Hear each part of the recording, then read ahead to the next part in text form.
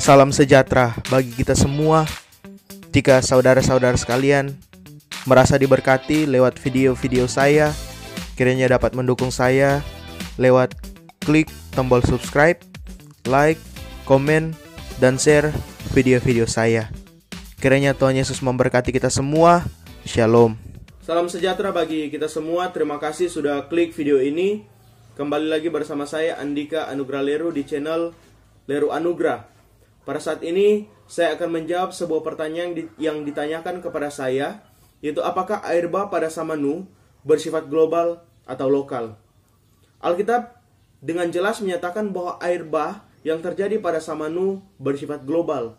Pada waktu Nuh berumur 600 tahun, pada bulan yang kedua, pada hari yang ke-17 bulan itu, terbukalah segala mata air samudra yang dahsyat, dan terbukalah tingkap-tingkap di langit. Ayat yang paling jelas dalam menunjukkan keluasan air bah adalah Kejadian pasal 7 ayat 19-23. Dan air itu sangat hebatnya bertambah-tambah meliputi bumi, dan ditutupinya lah segala gunung tinggi di seluruh kolong langit, sampai 15 hasta di atasnya bertambah-tambah air itu, sehingga gunung-gunung ditutupinya. Lalu mati binasalah segala yang hidup, yang bergerak di bumi, burung-burung, ternak, dan binatang liar, dan segala binatang merayap yang berkeriapan di bumi, serta semua manusia. Matilah segala yang ada, nafas hidup dalam hidungnya, segala yang ada di darat.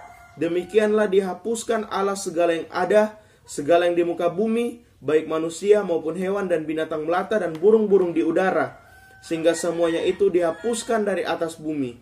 Hanya Nuh yang tinggal hidup, dan semua yang bersama-sama dengan dia dalam bahtera itu.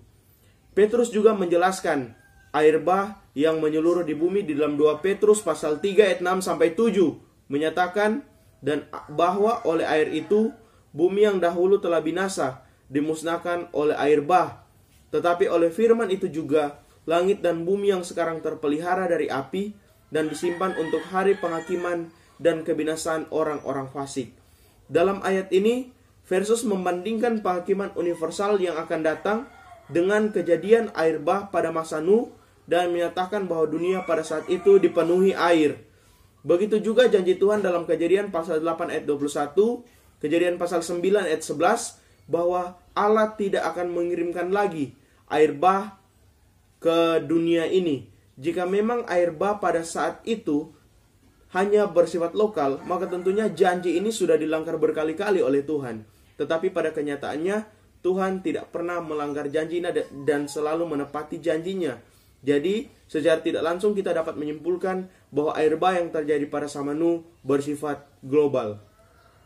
Lebih jauh lagi, semua orang di dunia dikatakan merupakan keturunan dari 3 anak Nuh, yaitu Sem, Ham, dan Yafet.